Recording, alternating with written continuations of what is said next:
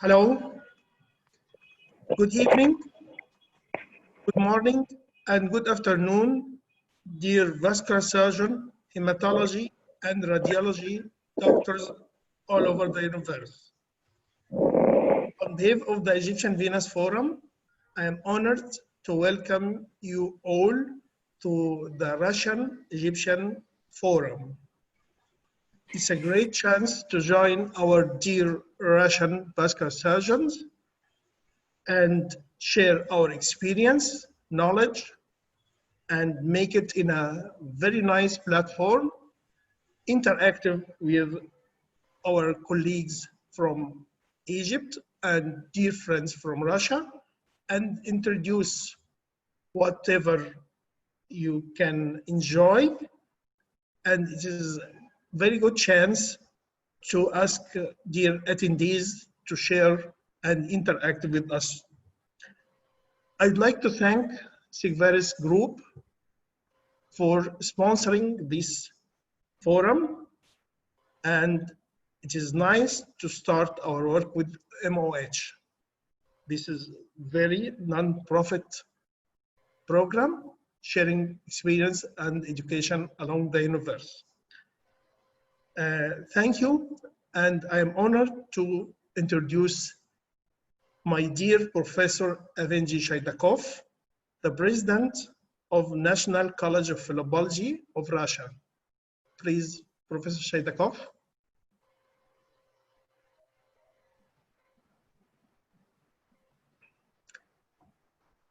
Unmute the voice, please, Professor Shaydakov. Unmute your voice.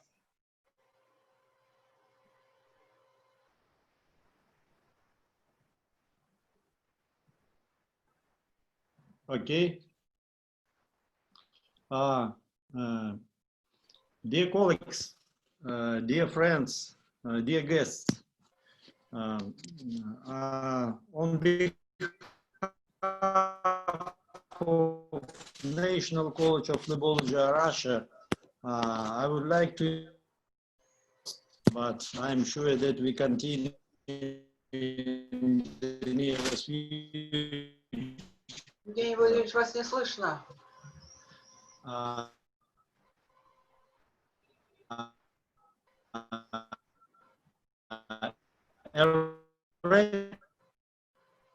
Не слышно. And considerable progress. Хорошо. Сейчас слышно? Сейчас слышно. Да, сейчас слышно. С интернетом. Интернет тормозил. Да, немножко тормозил. Dear guests, dear colleagues and friends, a rapid and considerable progress in phlebology during the past decades has formally joined specialist practice in almost all areas of medicine. Moving from the simple to complex, from basic concepts to brilliant ideas, we are getting absorbed by molecular and genetic mechanism of venous pathology. And the venous laser and radiofrequency ablation that emerged at the dawn of the 21st century to gracefully eliminate a pathological superficial reflux are complemented today by the form, steam ablation, and novel glue-based techniques. Open thrombectomies, catheter direct thrombolysis, pharmacomechanical thrombolysis have been associated with the markedly improved outcomes in patients with an extensive acute DVT. Certain surgical approach of alleviate post-thrombotic syndrome, including percutaneous angioplasty and stenting of the iliofemoral segments, as well as restoration of the valvular function of deep veins, demonstrated promising long-term results. Do you think there is anything to unite all these methods? We told, of course, it's our friendship. I believe won't decrease from the truth by saying that it seems to be a rational conservative therapy at all steps of treatment, from symptoms alleviation to cutting-edge surgical technologies. Despite the obvious success, however, we often remain dissatisfied by the results. Dear friends, we try to include to our program the best presentation of our modern new presentation, more than new doctors from Russia and from Egypt. So enjoy our communication, enjoy our first Russian-Egypt Venous Forum. Thank you, Professor Shaidakov, for this very nice introduction. Thank you. And very nice welcome speech.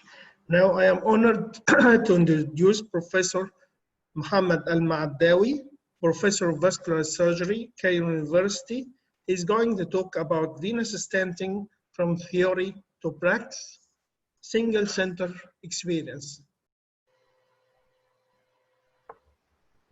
Welcome everybody. Please turn to my shared screen.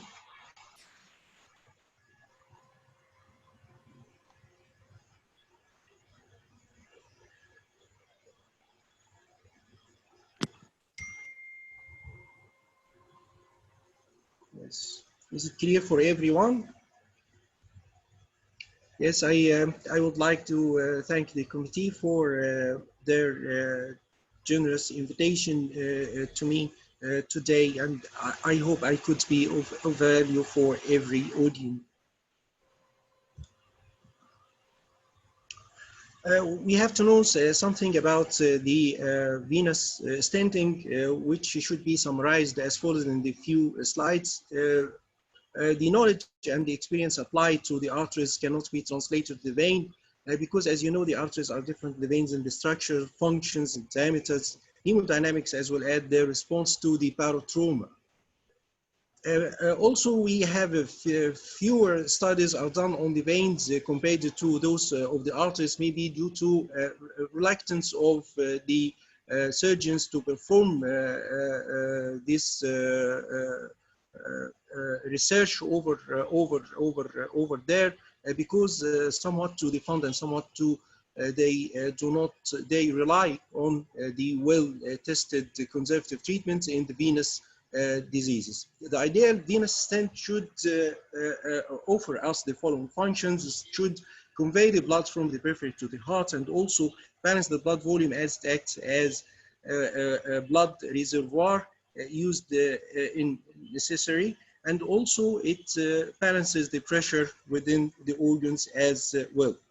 For that, the venous stent should be characterized by higher radial force than that of the arteries in order to compensate for the lower pressure from inside, in order to oppose the external pressure, both focal like in case of the May-Turner syndrome or in case of the global compression from outside by the fibrosis in the wall of the vein as a result of occlusion. Also, it should provide us with a higher flexibility and higher compliance in order to accommodate the changes in the vein diameter. As we know, there is doubling of the diameter of the axillary vein and the inferior vena cava during certain phases of respiration. To avoid the vein wall reactions by the rigid stent, this venous stent should be flexible as well in order to avoid the unexpected stenosis and or angulation that could develop between the stented vein segment and the unstented vein.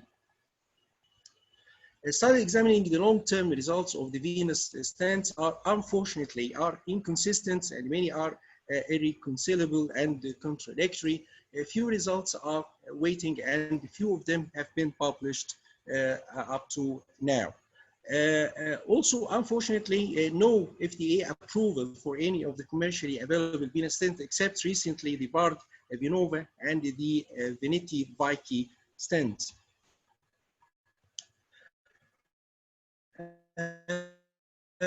When we perform this venous stenting for the various causes, we usually use general anesthesia. This will be convenient to the patient, and also there is a recruitment of huge number of nerve endings that the pain of the vein dilatation could not be tolerated by the patient.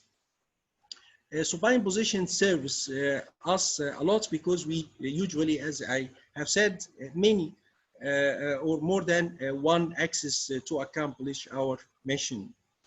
Usually we use multiple excisions because it is better to have these multiple excisions before you give the patient full dose of anticoagulant.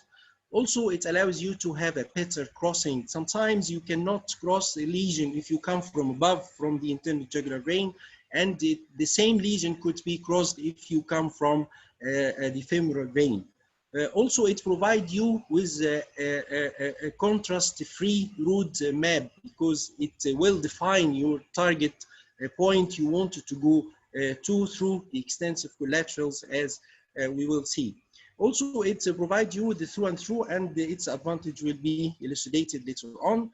Here you can see this is coming from above, and this is coming from below. This one missed the target lesions, but our target lesions is on that way. Engagement, in order to engage in the affected parts, particularly if it is an occlusive part, you have to exploit the anatomical landmarks and respecting the anatomical variation, tolerating the extensive collaterals in which the wire tends to go. This is an example of the ascending lumbar vein. For the first glimpse at that, you may find that this wire had perforated the vein. Actually, it is not. If you can see the stump of this ascending lumbar vein, and it is more, the stump becomes bigger in next image, and this is after we realigned ourselves into the inferior vena cava. This is textbook illustrations of the ascending lumbar vein, how it looks in textbooks. Sometimes we do contrast angiography through the puncture needle and the parts of to cross our lesion. In that way, this is the wire goes into the intercostal vein and missed the site we want to go through. This is after the BTA and the correct position of our wire. Here is the crosses from one side to the other side, and in such instances we had gotten perforation inside this, but this is not troublesome because its effect is a puncture of a peripheral vein. Here is another illustration. We went through that site, and we go all through the internal mammary vein, and we found ourselves into the opposite side. This is called the substernal anastomosis, and I found it into the illustration of the textbooks. Unfortunately, this case, we couldn't cross the lesion in that patient. When it comes to the crossing the lesion, stenotic lesions are easiest to cross. Comes next is the acute thrombosis, which is easier to cross than the chronic obstruction, in which case the vein turns to be a fibrotic structure with microchannels only inside, if any. Here during the crossing, this part was difficult, and the other part is clear as we see. Also, we use the jugular femoral through and through wire because it gives you the registered rail mail in order to increase the pushability of your instrument across difficult lesions. Balloon angioplasty is performed by large diameter balloons at higher pressure than you use in the arteries. Sometimes we compensate for the unavailability of a big diameter balloon by applying the double balloon technique, putting side by side in order to dilate the lesions. Deploying the stent, usually we go from the normal to normal, and in cases of the multiple stent, usually we perform the overlap 1 centimeter or slightly more. Also found that the encroachment over the contralateral common iliac vein is somewhat safe. It is not absolutely safe, but it is somewhat safe. This is one of our cases as we deploy the stent, and this is the check angiogram. Should be performed after every step in order to see where you are. Unfortunately, contrast-induced nephropathy is low as compared to the artery, and nobody knows why. Low in the venous cases. This is the completion angiogram of the case before. This is the excessive dilatations here will involute over time, and it represents the. This is a case who was a male patient, 38 years old, developed left iliofemoral DVT before his presentation with venous ulcer resistant to heal. The DVT was provoked by surgery for varicose veins on the same limb. As for the detailed procedure, this is the scout angiogram through the common femoral vein.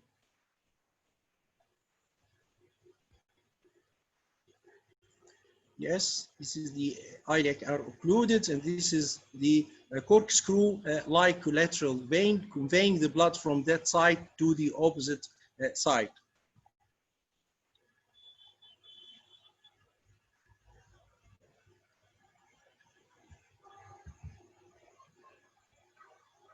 This is another scout angiogram from above, denoting the presence of the exact site of the lesion. Again, our wire goes into the ascending lumbar vein and misses the target lesions, as you see here. We realign this wire into the correct passage that it should go through, as you see here. Let me repeat it again. Yes, this is IVC, and this is our catheter, which comes from above.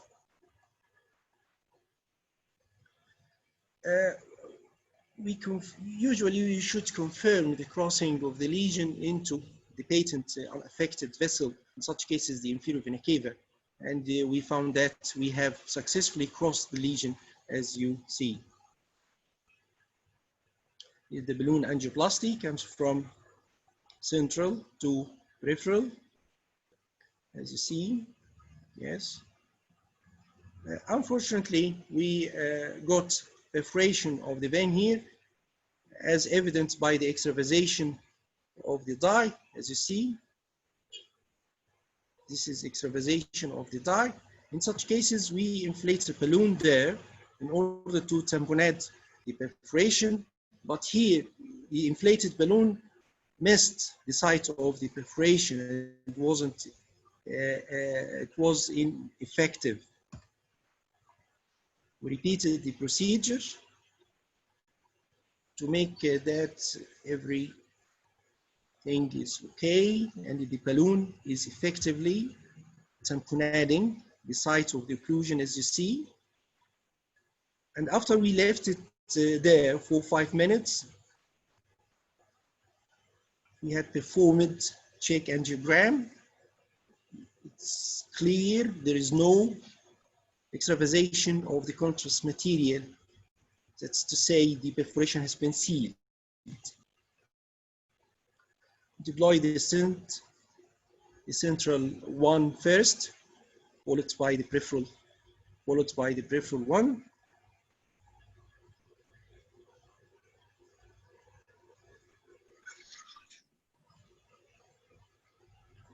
And here the distal stent, making the overlap of 1 or slightly more than 1 centimeter, as you see. And this is the post dilatation.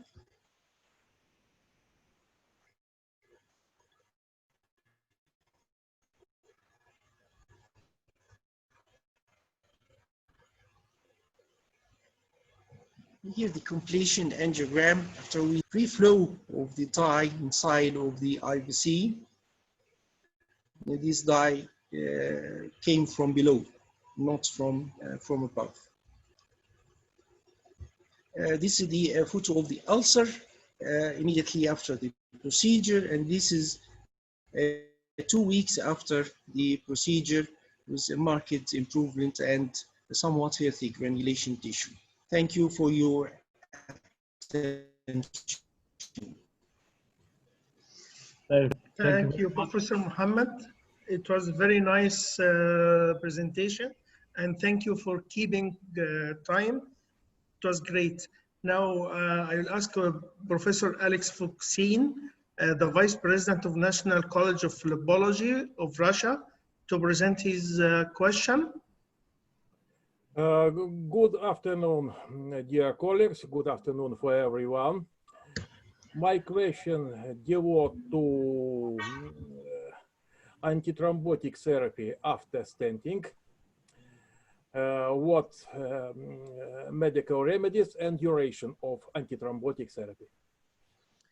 Yes, some of the cases there is no arguments about giving them anticoagulant therapy who are patients suffering from thrombophilia. The patients other than the thrombophilic patients, there is a controversy about that.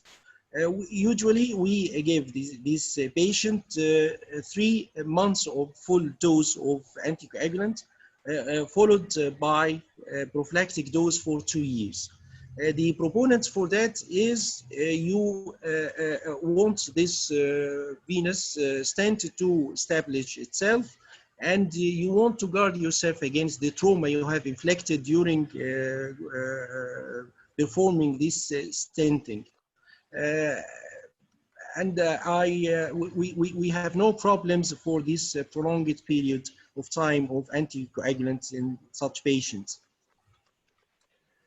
Thank you, and thank you very much for Mohammed for nice presentation.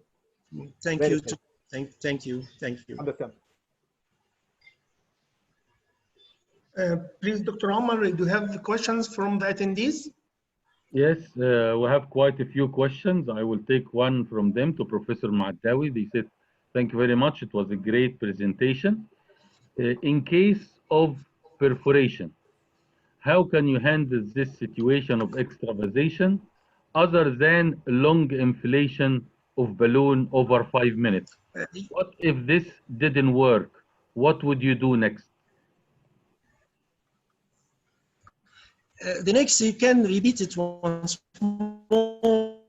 This is time, and during that period, you should check time in order to see if there is an excessive anticoagulation given to the patient. If after this repetition you find that there is still extravasation of the contrast material, you have no choice other than to put covered stent in such an instance. Okay. Is there any experience of putting peripheral coil at the site of perforation, or have you faced this situation before? Usually I do. I do not, and others do not use laterally coils in the veins because of the possibilities, high risk of central to make pulmonary embolism. They can implies to the lung. But if you want to, I don't do that. But if I want, I would recommend to make them made inside the stent. So I should put the stent first.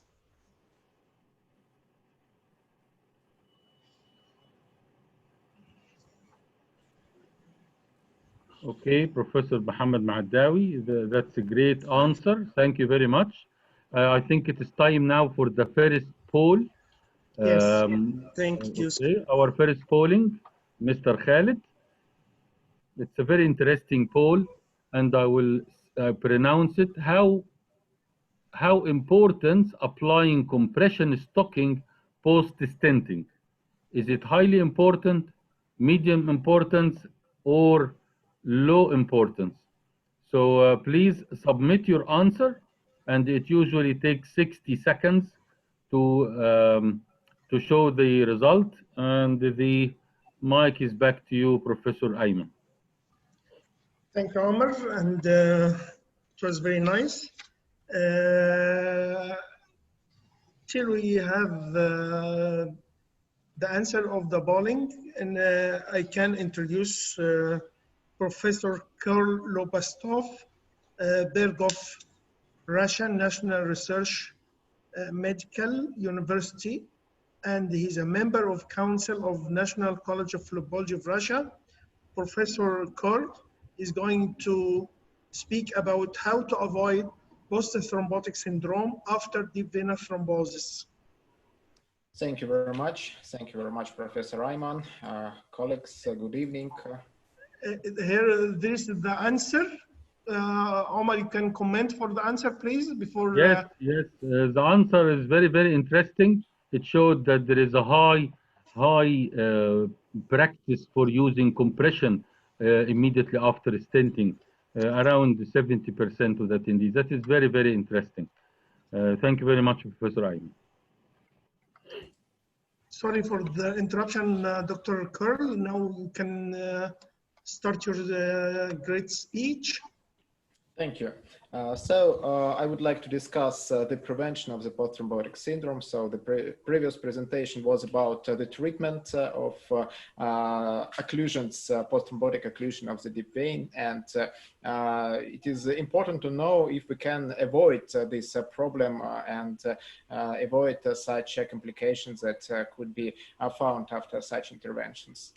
So this is my disclosure, and we all know that the deep vein thrombosis, it is established incidence, and in Russia we have also some kind of official statistics. As you can see, it is accounted little bit more than the international data, about 1.5, 1.6 cases per 1,000 person years. And we know that post-thrombotic syndrome occurs in about half of the patients who developed proximal deep vein thrombosis, and it may be up to 90% of the patients who developed the iliac vein thrombosis. So it's really a very important medical and social problem, and it is essential to know how to avoid it.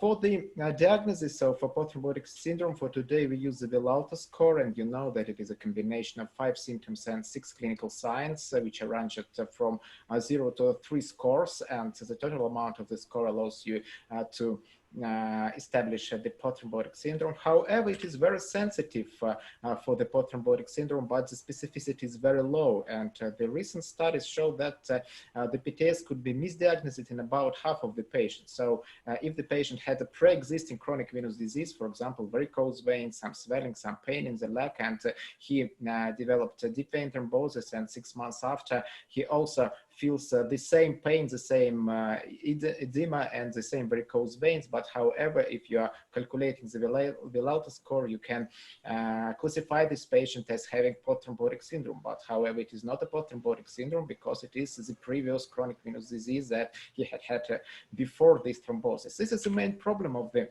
Villalta score, and however, we have no other established and verified instruments to diagnosis, classification, and assessing of the severity for the post-thrombotic syndrome.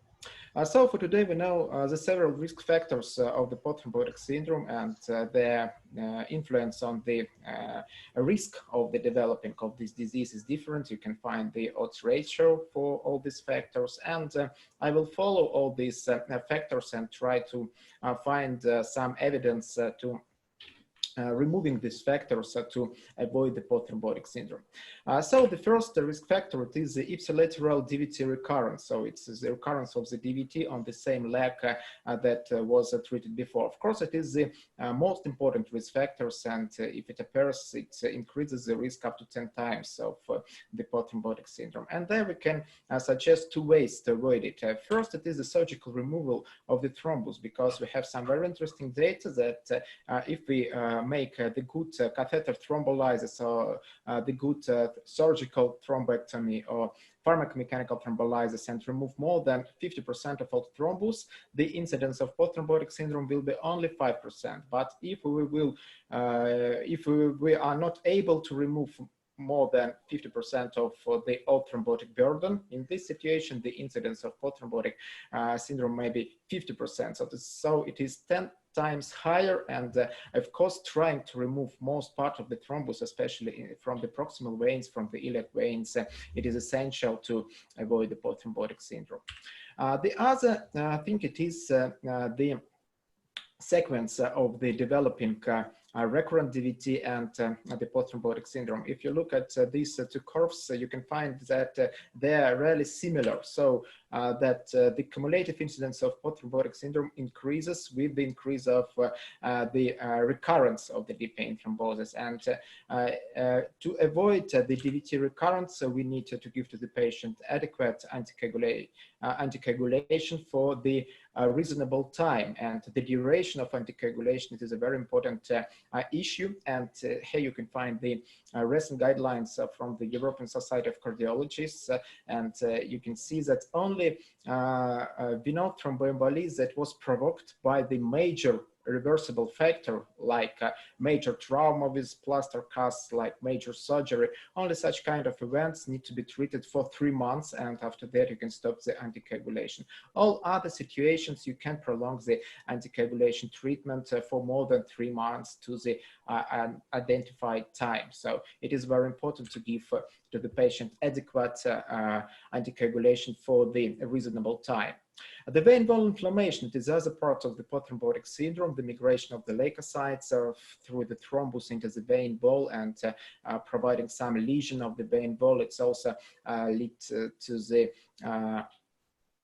structural changes and can reduce the venous wall tone as well as residual venous obstruction. It is also the factor for the development of PTS. And there we can find some drugs which are potential, which had the potential activity against the inflammatory process in the venous wall, and it may be statins and MPFF.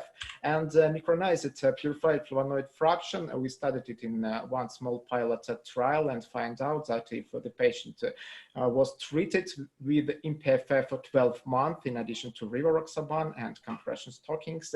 In this situation, we can find the significant decrease in the incidence of post-thrombotic syndrome. You can see that it was only 13%, again 53%. And what is most important, it was the more complete and more fast recanalization of the deep veins, so the thrombotic burden was decreased better. And what is more important, it is the progression of the chronic venous disease, the transition of the lower subclinical class to the higher subclinical class was found only in 1 patient who was treated by MPFF and in 10 patients who were not treated with MPFF. So it's stopped the progression of the chronic venous disease, and maybe this criteria is more specific for the post-thrombotic syndrome than the Villalta score.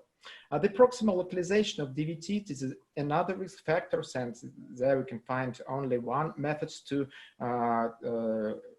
remove it. It is a surgical thrombus removal, and we know the unfavorable results of the ATTRACT trial. Everybody knows it.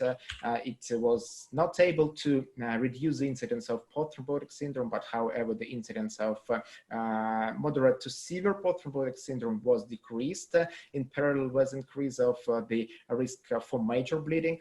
But however, ATTRACT trial, it was not very good trial because the technical success was only 76%, and there was a low rate of the balloon angioplasty and very low rate of the venous stenting, the treatment of the underlying condition and the residual venous obstruction. And what is important, they included the patients with femoral popliteal deep vein thrombosis who may not benefit from the thrombolysis or pharmacomechanical thrombolysis. And the duration of the anticoagulation therapy was also not adequate. Most patients stopped their anticoagulation at 3 or 6 months, and there was a high rate of DVT recurrence, which also may be the reason for these unfavorable outcomes. However, the further meta-analysis, which included the results of the ATTRACT trial, they still shows us that the risk of PTS may be reduced by 35% by mechanical thrombectomy, pharmacomechanical thrombectomy, and catheter-directed thrombolysis. Age, it is the risk factor which we cannot influence. So unfortunately, obesity, you understand that it is a diet and physical exercises. And the pre-existing chronic venous disease may be controlled by the elastic compression. There is a very important role of the elastic compression. And we also had a not very good trial, the SOX trial, which was published in 2014. And it showed that there is no benefits of the elastic compression stockings, but however, there was also a very important methodological limitations, and the most important is that they started elastic compression very late, about at 1 week after randomization, and the patient did not receive any compression in the acute phase, in the phase of acute edema, and it was a very low compliance. About 70% of patients had used the compression stockings for 3 days a week and more. So it's not a treatment, it's just using the socks for 3 days a week. So it's not a very good compliance. But however, the more recent trials, they showed that elastic compression can prevent the post-thrombotic syndrome, and one of them, it is the ideal DVT study. It showed a very important issue that if you start the compression with the compression stocking, so with the compression bandage during the first week after the patient was admitted with deep vein thrombosis, you can reduce the most important symptoms of the post-thrombotic syndrome, like skin induration, hyperpigmentation, venectasia, and puff pain on cuff compression. So these components of the Villalta score. And it is really essential to start the compression stockings in the beginning of the disease, and this may be the key point for the preventing of PTS.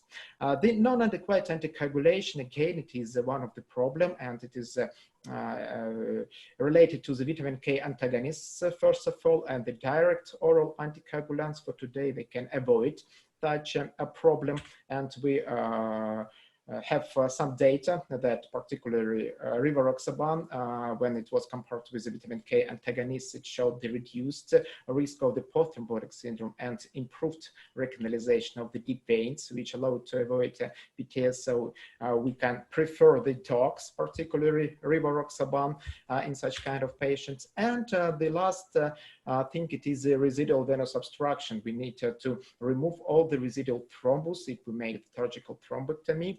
And that was also demonstrated in one trial by Anthony Camerota. He showed that if the residual thrombus was more than 50%, these patients had a higher risk of PTS development and the higher Villalta score compared with those who had a good lysis, a good removing of the all thrombotic masses from their veins. So in conclusion, I would like to summarize all this data and suggest that for iliofemoral DVT, we should prefer the effective, I would like to stress your attention that it should be effective catheter-directed thrombolysis, pharmacomechanical thrombolysis, or surgical thrombectomy. And we should always suggest the treating of the underlying lesion like residual venous obstruction and non-thrombotic venous obstruction. For the femoropopliteal DVT, we can make some enhanced therapy with the MPFF, for example, as we showed in our trial. And for any DVT, the early start of elastic compression stockings is essential. The using of direct oral anticoagulants over VKA, the long-term anticoagulation, and reducing of body weight if it is increased is also very important. Thank you for your attention, and I would like to answer your questions. Thank you, Dr. Lobostov, for the very nice illustrated lecture, and thank you for keeping for time. Now I'm honored to announce Professor Ahmeddin Hussein, Professor of Vascular Surgery in Shams University. Professor Ahmed, you can put your question, please.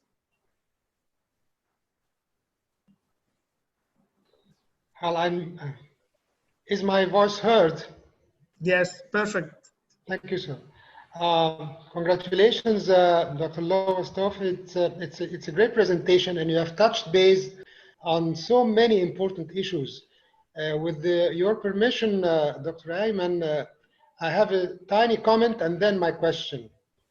The comment is that, as you nicely exposed, Dr. Kirill, different risk factors for developing post-thrombotic syndrome. I think one of the major points to avoid post-thrombotic syndrome is to have a high index of clinical suspicion, especially in case of non-resolution of symptoms following the first episode of DVT after 1 month. I hope you agree about that. Now my question is, who are the candidate patients for deep vein imaging? Supposedly you are having a patient with post-thrombotic syndrome and venous ulcer, which denotes an underlying not only reflux but also obstruction. So who are the candidate patients for deep vein imaging? Thank you very much. So you mean imaging like CT angiography, MRI angiography? Yes, so or MR venography, yes. Yeah. Yeah. I assume that these are also the same patients who are fulfilling the criteria for deep vein interventions. Yeah, I agree with you that usually such additional imaging tests which provide us information on the iliac veins, they are essentially if we plan some kind of venous reconstruction. And of course, the patients with the progressive chronic venous insufficiency like trophic ulcers, like trophic skin changes, they need such investigations to find out the reason of these changes and to find out the opportunities to make some intervention to treat these lesions. Thank you. Thank you very much. Thank you. Thank you, Professor Ahmed. Dr. Omar, do you have questions from the attendees? Yes, we have a question. Thank you very much for a great lecture, Professor Kirill. He asked about, you recommended to use graduated compression stocking in PTS syndrome.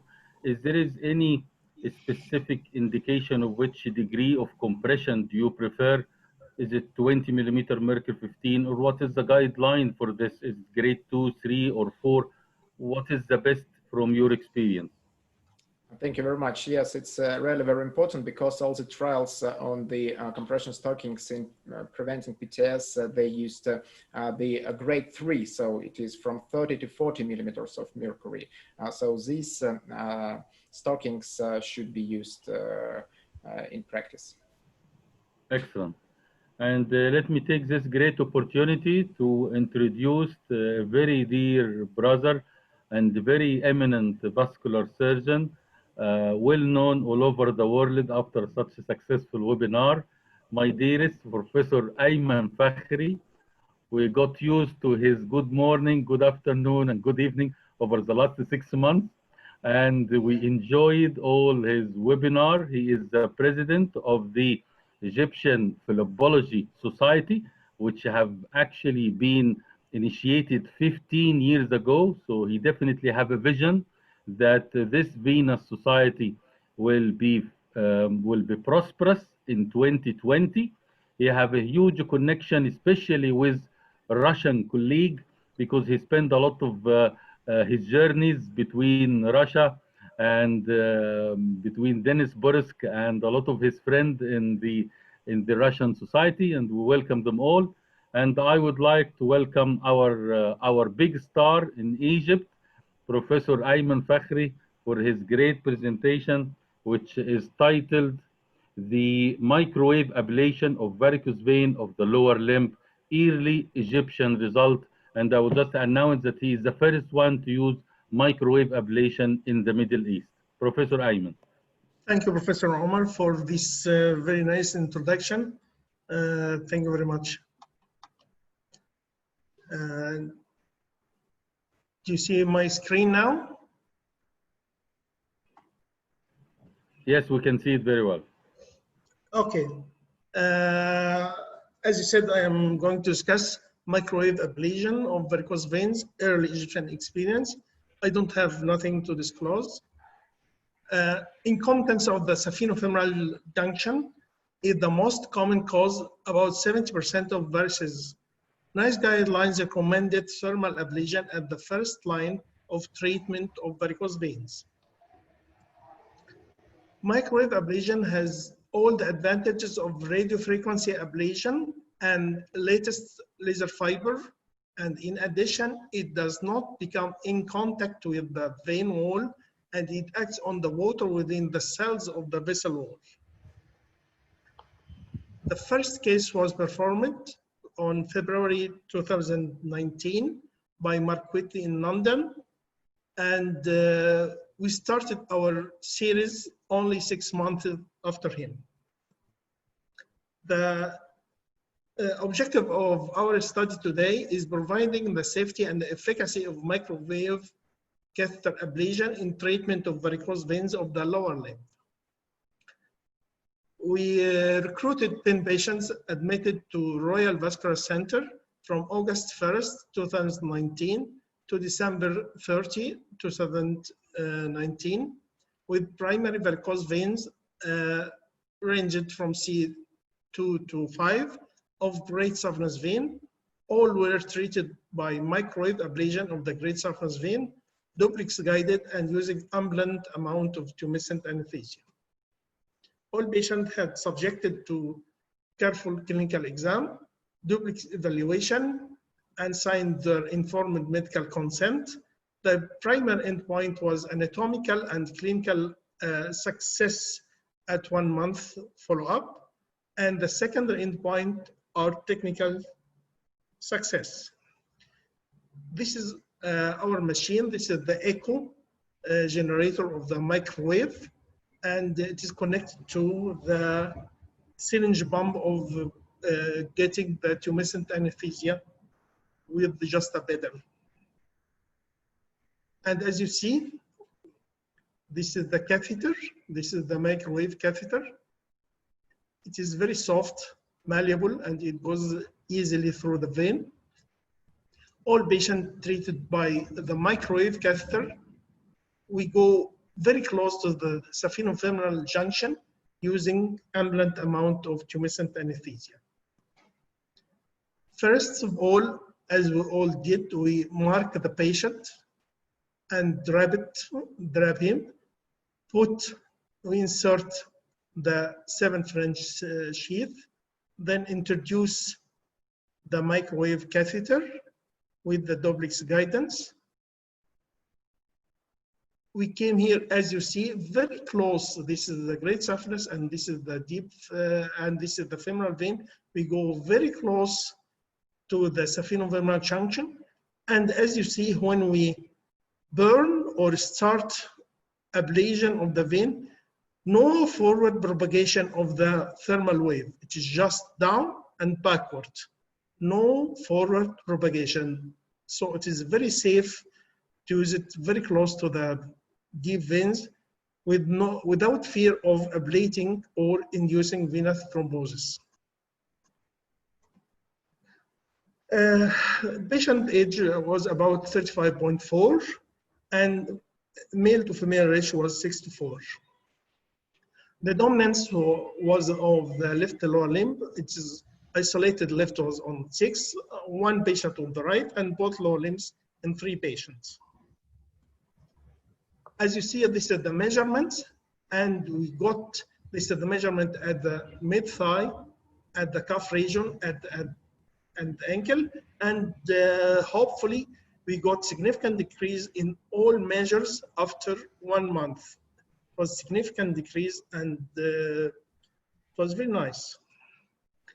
The great saphenous vein diameter was about, the mean was about 12 millimeter. It is somewhat a big vein, and the duration of flux was about 0.5 to 0.7 seconds.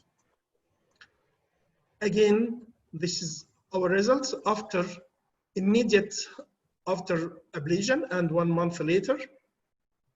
We didn't get any resistance of reflux. We got 100% success, and the duration of the procedure was about 40 minutes. It is a quick procedure. The most important that patients returned to work after only 3 days, full active, and with the range from 2 to 5 days. Again, very important, the preoperative pain dropped from 9 to about 3. The preoperative pain dropped dramatically from 9 to 3. And venous clinical severity score also dropped from 10.7 to 7.6, which was significant. The take-home message regarding the technical tips, it is a quick procedure. It takes about 40 minutes. It is the same procedure. We can go very close to the to the femoral vein without fear of getting an injurious effect. And it is applicable technique. We did it in many patients, and the most important, we can use it in big veins. Patient preference, as you see, there was improvement in the preoperative pain and decrease in the venous clinical severity score. And it is cost effective as our patients went to their work within 3 days.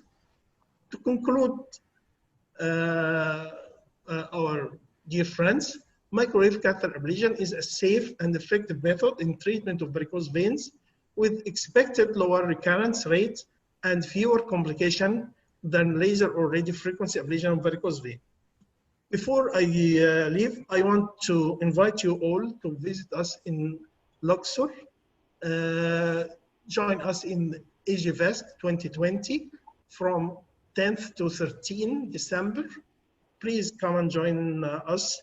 And this is our great monument. This represents the Russian-Egyptian friendship. It is present in Aswan, very close to the Haidan. Thank you, and I enjoy talking to you. Okay, thank you very much, Professor Ayman. That was great, and thank you very much for sticking to time, because even if you take a long time, I wouldn't be able to do anything because you are the president of the Philology Society. And let me introduce one of the most eminent Russian philologists, Professor Elena Boleva. She is a member of the Council of the National College of Philology, Russia, and also a representative of the National College of Philology and a well-known name in philology research.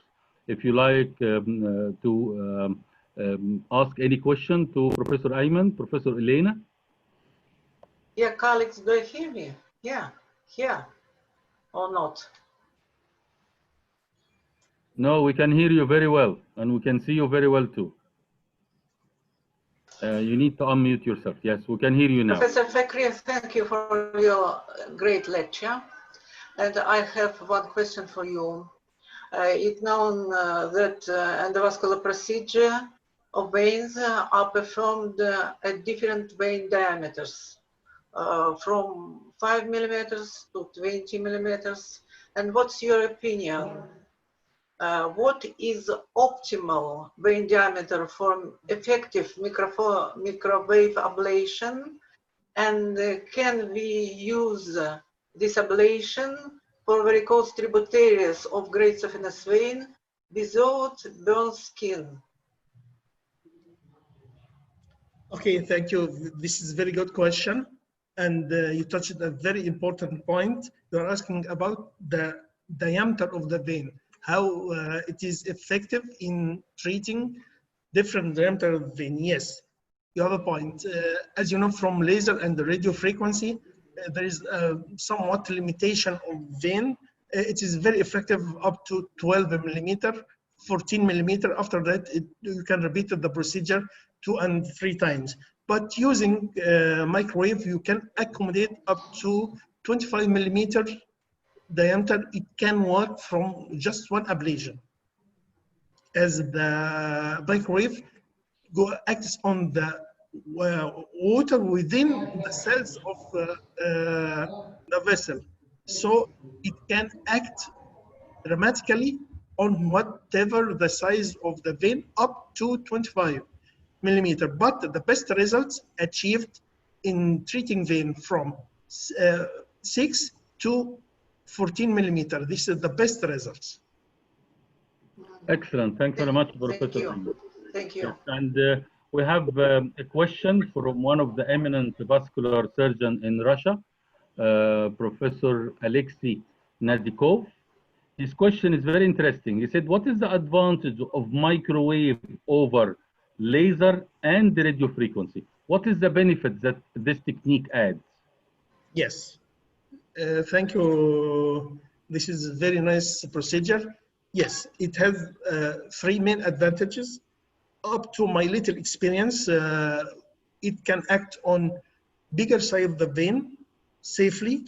It can act on very close to the saphenofemoral junction safely. And it is a quick procedure because the catheter, the pull away the technique is faster. You don't want to make it half centimeter or half centimeter. It make it about 3 to 4 centimeter in one time. And you don't want to repeat the procedure. So the mean time to do the procedure from A to Z, it takes about 40 minutes. Excellent. Thank you very much, Professor Ayman. You did put it in a nutshell. And it is time for the second poll. If I ask Mr. Khalid to put our second poll, which is very interesting poll, and we're eager to know the attendance. Now, post-DVT treatment, would you recommend the patient to put on compression for prophylaxis of post-thrombotic syndrome? If yes, for how long? So you have option number 1, no. Option number 2, 6 to 8 weeks. Or option number 3, 4 to 6 months. Please submit your question, and it will take around 45 seconds for assessing. And after that, we will show the result to everyone to show the Egyptian and Russian vascular phlebologists what do they feel about this. And I'm very interested to see how much percentage option number 3, which I think will be dominating. And the mic is back to you, Professor Ayman. Thank you, Omar. Thank you very much. You can announce right. Yes. I was right, 77% is option 3. And it will be interesting for candidates for 1 and 2, why they don't prolong the treatment, especially in post-DVT management. So Mike is back to you, Professor Ayman. Thank you, Omar. And I am honored to introduce Dr. Roman Trojanski from International Institute of Healthcare and Additional Education Research Institute of Clinical Medicine. He's a member of National College of Phlebology of Russia. Dr. Roman is going to discuss cumulative reflux source, not a single vein. Please, Dr. Roman. Thank you. Thank you for the introduction. Give me a sec. I share my presentation.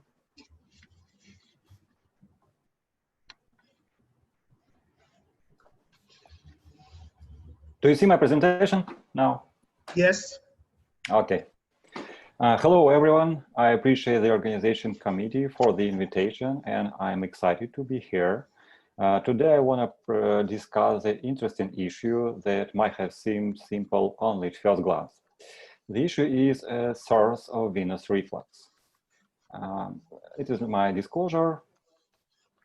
Modern conception of reflux source includes several postulates. First, source of reflux is considered as a feeding vein located at the most proximal part of reflux conduit, and it could be saphenofemoral junction, pelvic veins, thigh perforating veins, etc.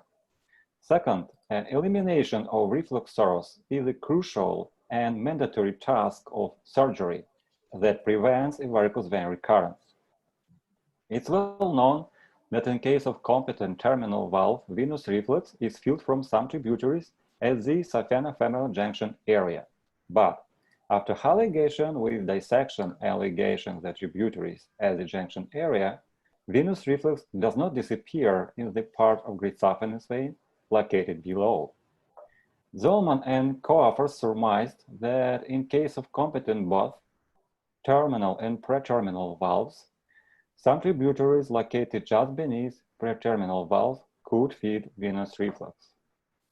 In turn, our own experience tells us that if we want to track a feeding source carefully, we should follow upstream along the retrograde flow. However, sometimes a feeding vein could not be found at all, especially in early disease stages. And on the one hand, the studies and our own experience tell us that it might be, but on the other hand, the absence of feeding source contradicts to the energy and mass conservation laws. That is, it's physically impossible. Whenever I get this kind of dichotomy, I remember a quote of Brian Greene, who is a famous physicist. Human experience is often a misleading guide to the true nature of reality. In my perspective, it means that we don't have to blindly rely on our own experience because we don't see a whole picture. And only specially designed experiments could either approve or disapprove our guesses. Thereby, we decided to do the experimental study. We suggest that, we suppose that tributaries of great saphenous vein contributes to the reflux volume, and it can be in addition to the reflux from some incompetent sources. We aim to compare simultaneously measured reflux volume in the upper and lower great saphenous vein segments in a site. We performed prospective single-center experimental study. Patients who had an incompetence of only great saphenous vein with varicose vein presented only below knee level were included in the study. Initially, we measured a cross-section area of great saphenous vein at 2 points. The upper point was at 5 centimeters below saphenofemoral junction. The distal point was 5 centimeters above knee level. Then, we carefully measured a cross-section area of each tributary joined to great saphenous vein between the points of measurement.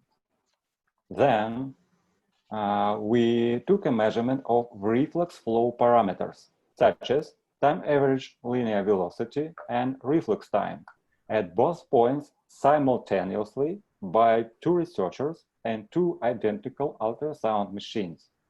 We used the distal cuff compression decompression as a provoking maneuver. Finally, we calculated a total cross-section area of all the tributaries located between points as an arithmetic sum. Reflux volume was calculated for each point. Then we estimated the difference in absolute values of reflux volume and its relative changing. Okay, let's take a look at the results. There was no difference in cross-section area between the upper and lower points. Meanwhile, reflux volume was significantly higher in the lower point.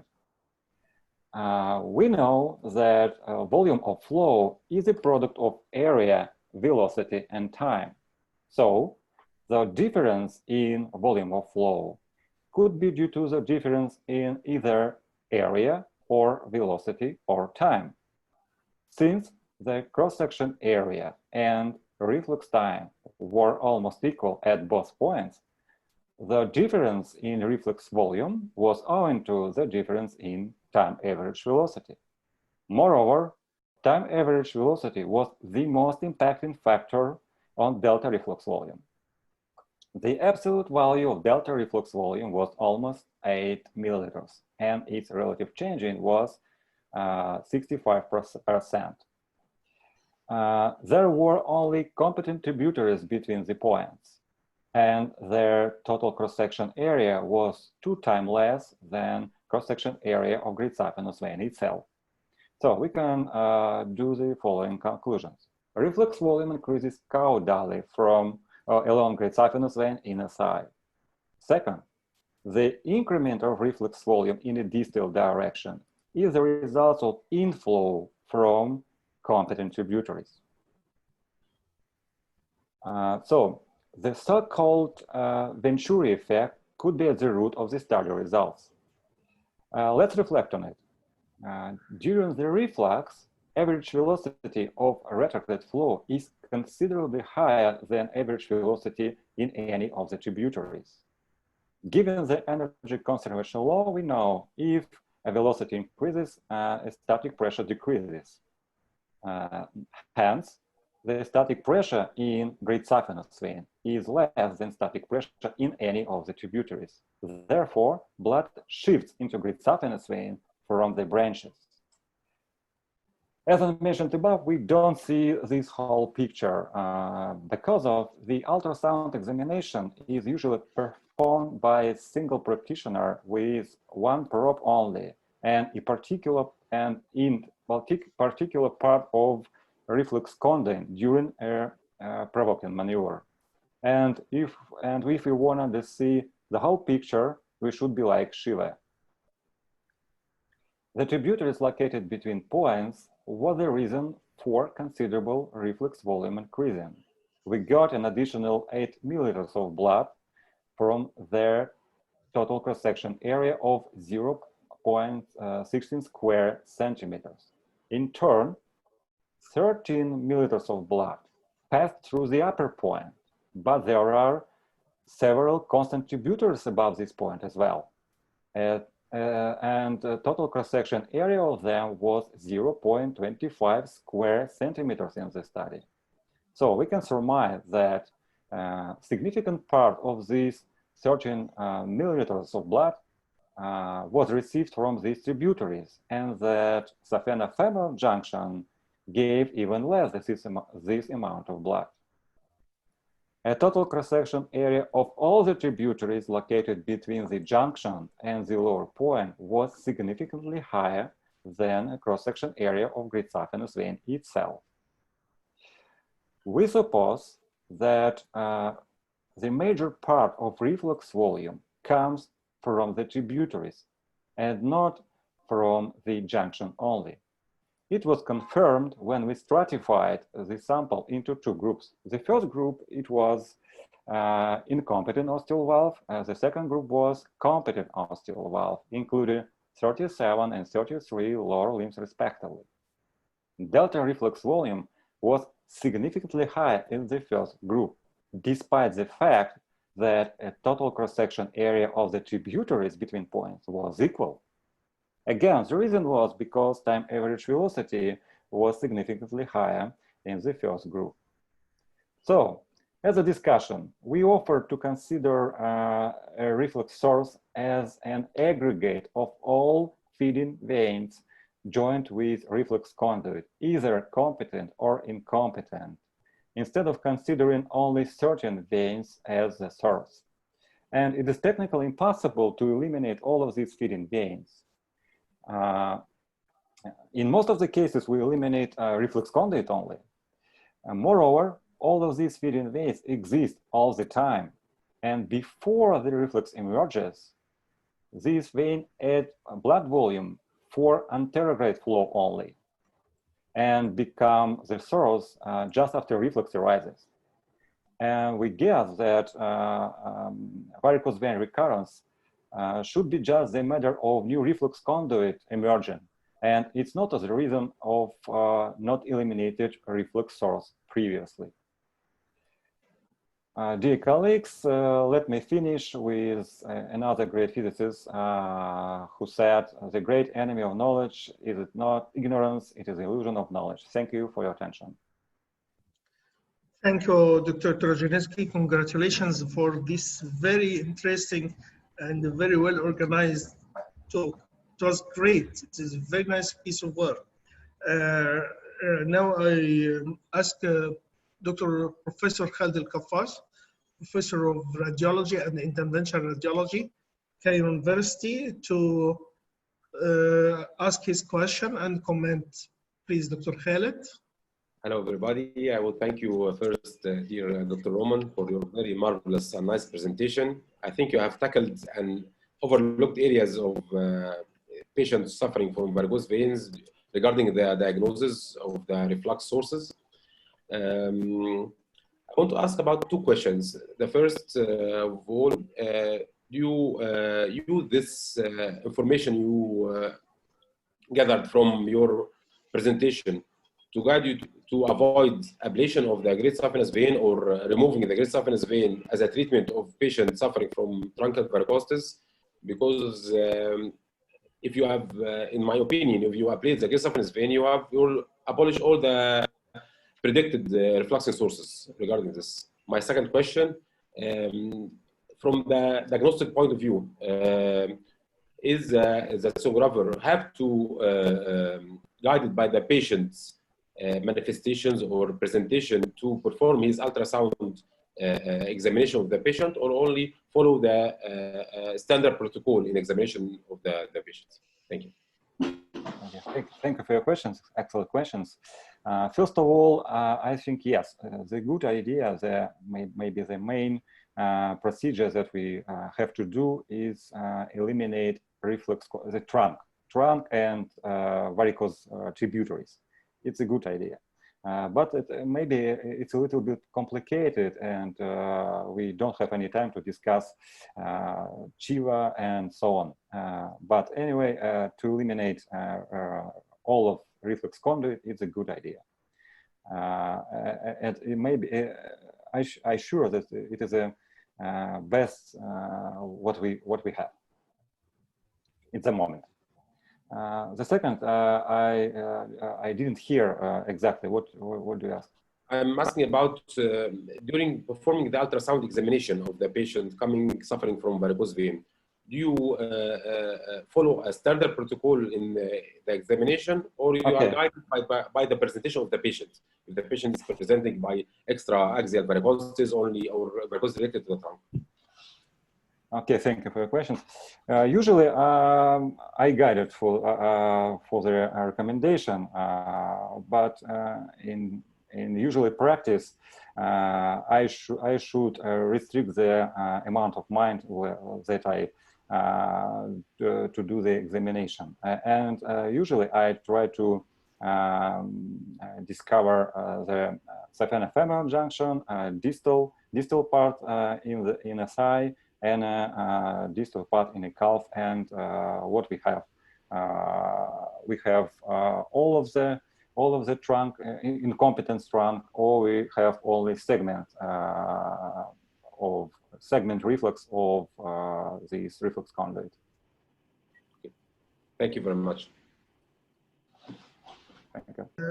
Dr. Omar, I think you have some questions for Dr. Roman. Yes, we have two interesting opposing questions. The first one from Professor Alexei Nadvikov. He said, according to your data, it does not make sense to perform Shiva procedure in a classic version. And the other question from Professor Hosvit Manjikin, he said, your hypothesis is killing Shiva technique. So what do you answer for this? First of all, I would prefer that it is not hypothesis, because we did a measurement, and this measurement was statistically significant, and we have strong physical explanation what we saw and what we see in the patient. About Chiva, it is more complicated questions, and I think no, our data doesn't kill the Shiva methodics, and I would prefer to say to this way that Shiva method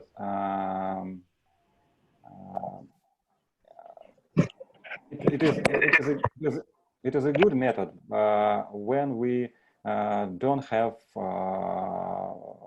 advanced stages of the disease. I would prefer this way at the moment. Another explanation, if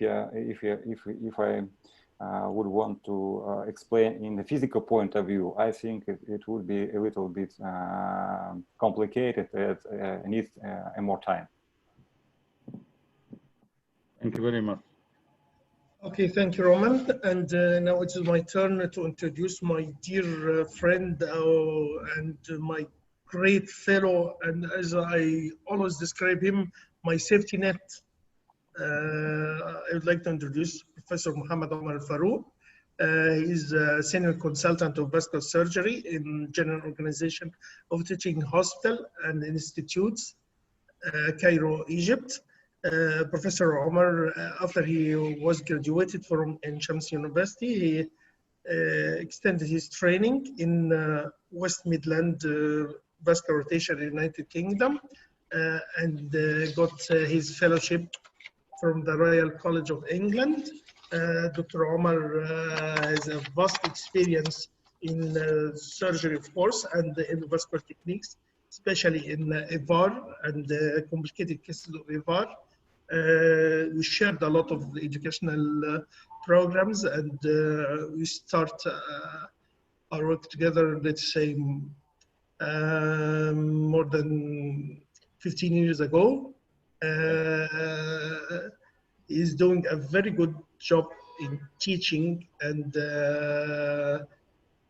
in all modalities, and he is a leader of the Egyptian Fellowship Program, and he is also examiner of the Royal College of Surgeons. Today he is going to discuss different modalities of exolaser in the treatment of telangiectasia. Thank you very much for the nice introduction, my dear Professor Ayman, and I will promise I will stick to time. I am very much honored by having such a Russian philologist as an audience for my lecture, because I'm very fascinated and interested with the advances in Russian medicine. So my topic is different modality of exolaser treatment of telangiectasia, and I promise you my presentation is extremely simple, as not complicated. So my learning objective is to demonstrate how to use laser for veins, what is the advantage and disadvantage of each technique. I will summarize just my experience, and I will put tips and tricks that I have collected over the last 25 years. So definition, we know that laser is an amplification of a stimulated emission of radiation. We know telangiectasia, this is the picture that we see, which is dilatation of subpapillary plexus up to 3 or 4 millimeter.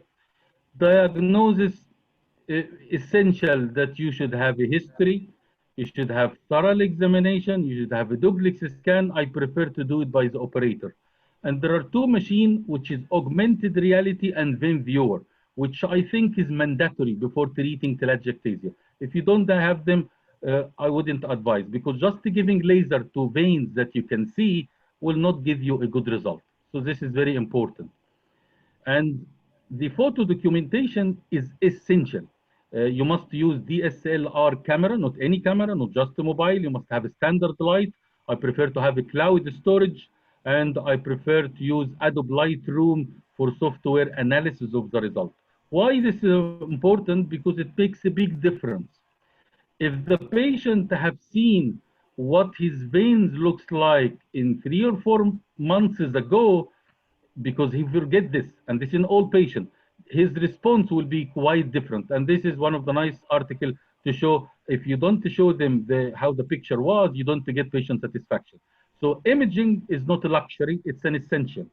I use this kind of grading of combination of varicose vein and telangiectasia. We have from 1, which is easiest, to the most difficult, which is 9. Each one you must have a strategy. This is one of the units in Cairo. I was able to convince the hospital manager to buy 5 types of laser. All of them were profitable. I bought CO2, Nd:YAG, KTP, diode, and the argon laser in just 1 unit. And this is quite a big expensive, especially for a private hospital in Cairo. Now, I wouldn't go into basics of laser physiology, but I would just describe that you must need a little bit of basics of your tool. So you must know the penetration of your laser. That is why one of my best tools is Nd:YAG. You also have to know diode, carbon dioxide, and KTP, and you must know what type of penetration you will get from it.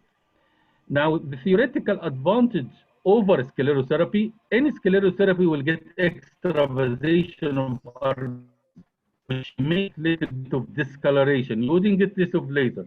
Laser have an added value of skin rejuvenation and suppression of inflammation, which you wouldn't get with the sclerotherapy. So it's a different tool than sclerotherapy. The types of laser I would advise you to select from with vascular indication is CO2, argon, Nd:YAG, KTP, copper bromide, and a flash lamp pulse dyed laser. I prefer the Nd:YAG and KTP combination. This is my personal preference. I will summarize to you over the next 5 minutes my experience in a nutshell over 10 points that took me 25 years to know. The first point is each type of laser, you must adjust your parameter. So whenever you buy a new laser machine, like buying a new Ferrari, don't drive it the first time with a high speed. Know what is your tools, what is your parameter. At least it takes a month. This is important first step. Secondly, always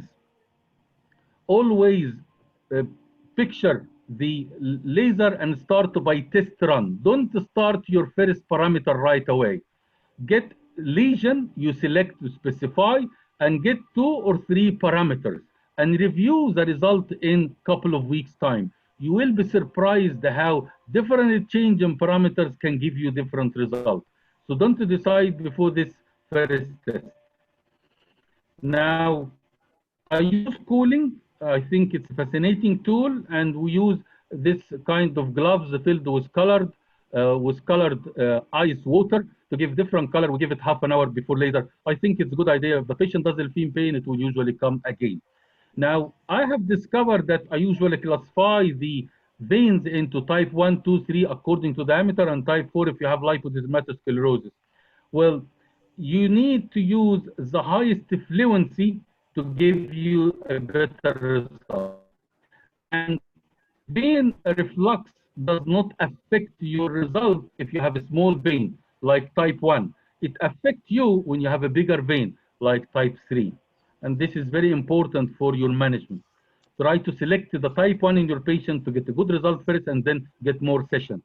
Best widely used laser is Nd:YAG, and there are different modes of Nd:YAG, and you can buy Nd:YAG KTP combination in one laser machine. Number 6, as an advice, lipodermatosclerosis, in 60% of my patients, exolaser have beneficial effect. It comes after 2 months duration, and this is one of the diseases that you don't really have much to offer other than skin care and antibiotic. So laser here have a unique advantage. Now, your best time in getting the result is after 3 months. So you must be very clear to tell the patient that the result will be after 3 months, and I will show you the image.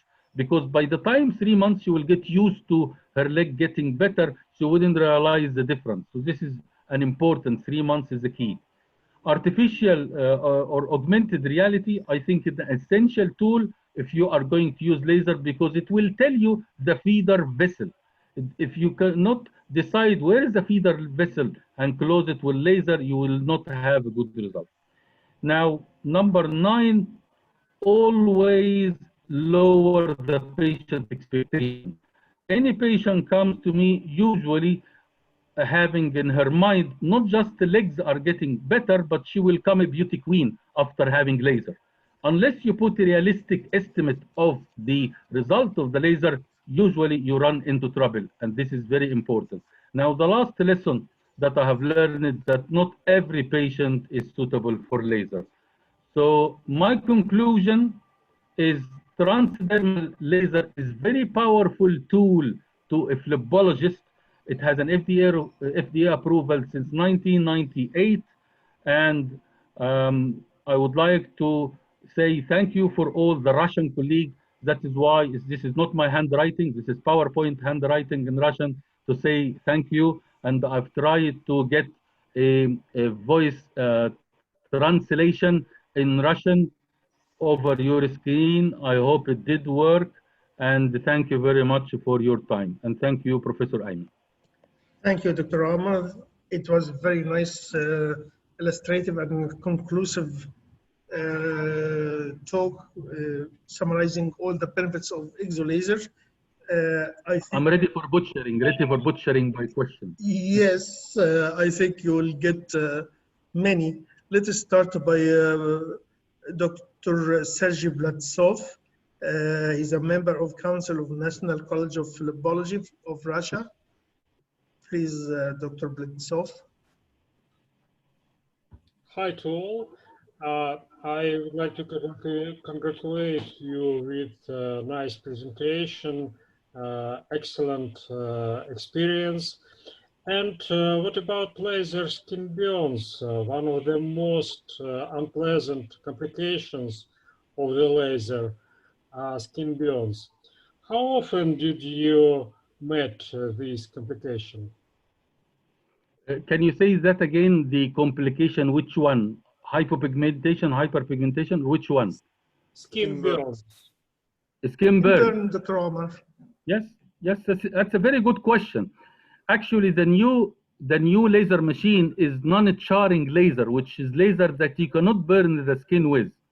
I think the charring happens when you are using too much laser in your first session as a treatment without testing. I use cooling. I test the vein after few minutes, and I start with the lowest fluency possible. It happened in my first 5 years. I usually get burn in about 1% of my patients as a laser burn. I haven't seen it in the last 20 years because of this technique. Good cooling, start with the lowest parameter of laser, assess after a couple of weeks and decide what to do. I haven't seen it in 20 years, but now you can actually purchase laser which is called non-charring laser, which means laser that could never burn the skin because it gives you a feedback immediately and lower the result of the beam of the laser. But it's a very nice question. Thank you very much. Dr. Robert, I think we have many questions. I will take the question, Professor Ayman, don't worry. Okay, I'll get one from Dr. Sohail Naguib. He is asking about using the virtual light and then viewer. Yes. When using them, you can see reticular veins. Do you use sclerotherapy before doing laser, or you ablate both using laser? Yes, I know that you are a big fan of CLACS technique, Professor Ayman, and I know you have very good result with the sclerotherapy. I am not a fan of the sclerotherapy. I'm a big fan of laser. Let us say 90% of my patients with telangiectasia up to 3 millimeter, I usually get a good result with laser alone. But I am started to be open to CLACS technique. I hopefully will start it soon. And sclerotherapy, in good hands, with good experience, can add to the value of laser. Okay, you answered the second question. This is a question from dear friend from Domyat asking about, do you think laser add much to sclerotherapy?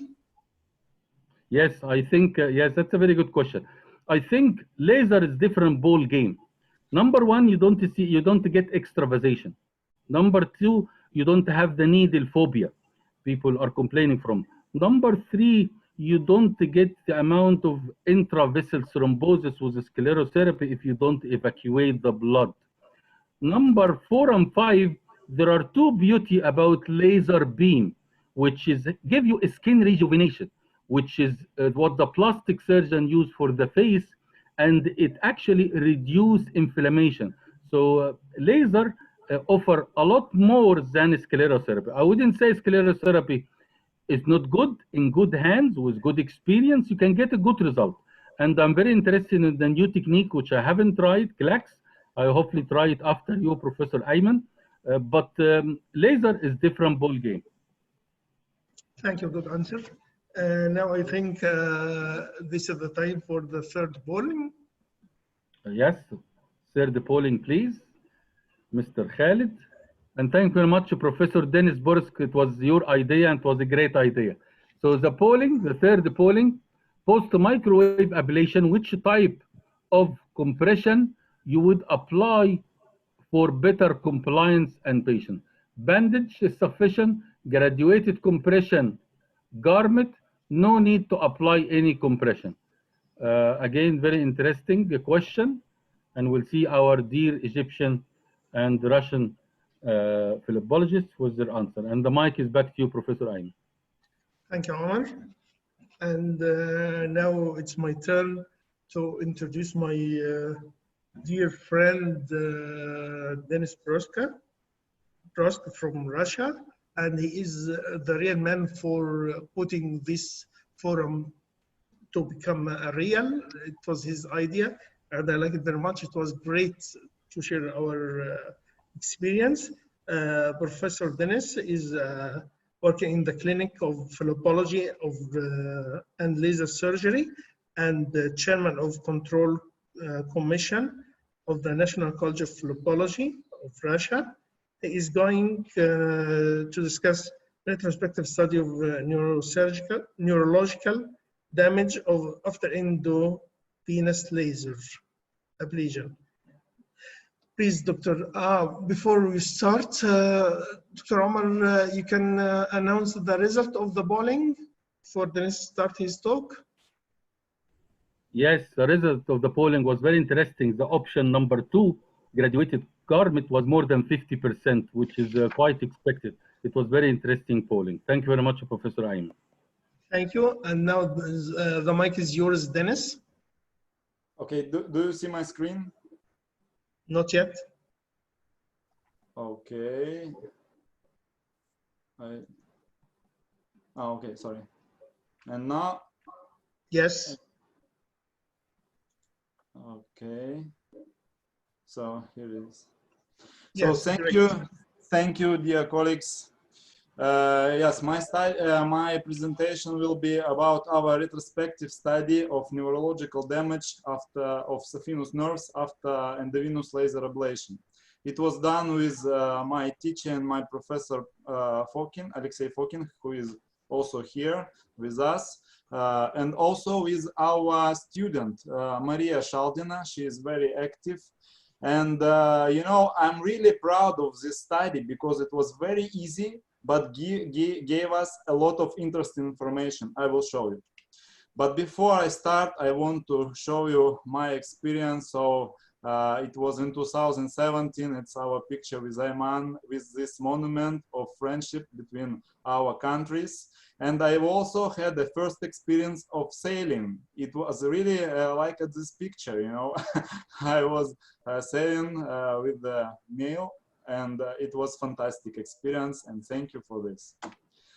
So before I start, I want to show also this picture. It's interact nervous system extracted by 2 medical students in 1925. And as I told you, we also have done this study with our student. So the frequency of the saphenous nerve injuries, it's very different data about it. So from 0 to 65% with the stripping, and from 0.7 to 36% with endovenous laser of GSV. And several studies investigate this problem, this issue, but it's not clear how often interventions lead to decrease of quality of life, especially after endovenous procedures. Studies have focused separately on active patient compliance, a sharp decrease of quality of life due to this compliance, and also to instrumental assessment on the neurological examination. The aim of our study was to investigate the incidence of symptoms of the saphenous nerve damage after laser of GSV, as well as to determine the influence of these symptoms of patients' quality of life. It was a retrospective single-center study. Approximately 120 patients was there, and 151 isolated lasers of GSV without microphlebectomy or sclerotherapy. So here is so about 36% was men, and around approximately 65% were women. Here is our laser settings. We use 1470 nanometers laser, 2-mesent anesthesia, automatic pullback traction, needle, 12 centimeters needles, and single ring radial fibers. Average length of veins was 45 centimeters, and the amount of anesthetic about 380 milliliters. So, and average volume of anesthetic per centimeter was approximately 8.5. I need to describe you, explain you our energy settings. This patient was already in another prospective study of different settings of laser regimes for endovenous laser obliteration. So, and here you can see these settings. And from our previous study, we know that in this 5-watt group, we have less damage of venous wall. In 7-watt, bigger, and the biggest damage of venous wall we had in 10-watt group. It's quite important. I will explain you later. So we could compare these 3 groups between each other. But in the venous linear damage, linear density was approximately 70 joule per centimeter in all of these groups. So here is distribution of patients by puncture level.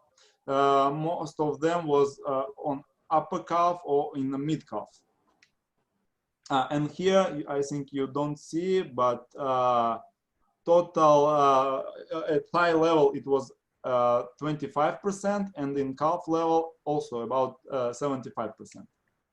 Here is our survey for patients. So our student called them, made a phone call and asked them this survey. This survey was completed with our neurologist. So we asked about different feelings of patients, and which was which can give us some information, could give us some information about neurological damage. And also we asked about duration of symptoms, about localizations, and also quality of life. And we had only one important question: do these feelings interfere with your life, or do you feel them only when touched and they do not bother you? So it is very important.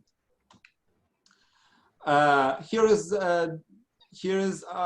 distribution of our of that symptoms, and you can see that in 61 cases we had some feelings of nerve injuries. So it's approximately 40%. It's quite a lot, big number, but decreasing of quality of life was only in 4.6%.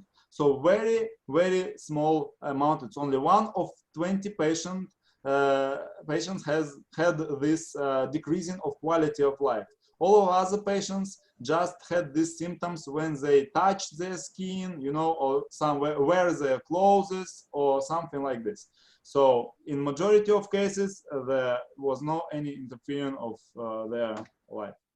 So, okay, here is the results. And so here is the total, sorry, I will close this. So decreasing of quality of life, total, and so it's a total symptoms and decreasing of quality of life. But as I told you, it was a retrospective study. We called patients in February, you know, and patients was operated from February, which was built before this, so for 1 year. So it means that in time of the call, we had so symptoms disappear in majority of patients. Okay. So yes, median of the symptoms relief was approximately 2 months. Here is localizations of symptoms. 13.9% was on the thigh. Sorry, I just a second. Sorry for this.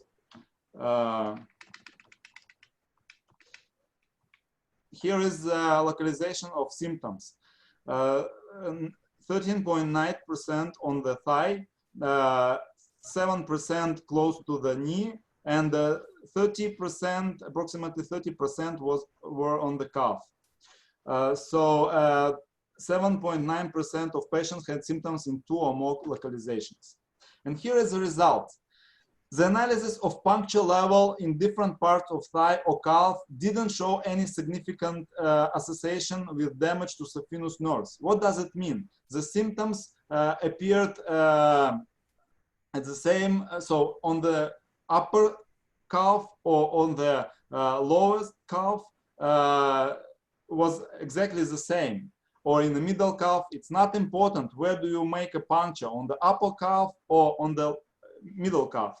It's more important where you do this, on the thigh or on the calf, because puncture on the thigh will give you less nerve injuries. So, and the puncture below the knee significantly increases the risk of nerve injury.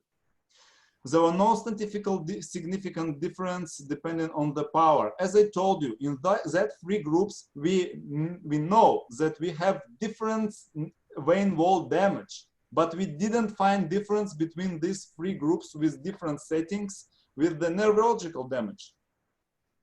And so groups were with different energy parameters were comparable in a level of puncture of GSV. It's important.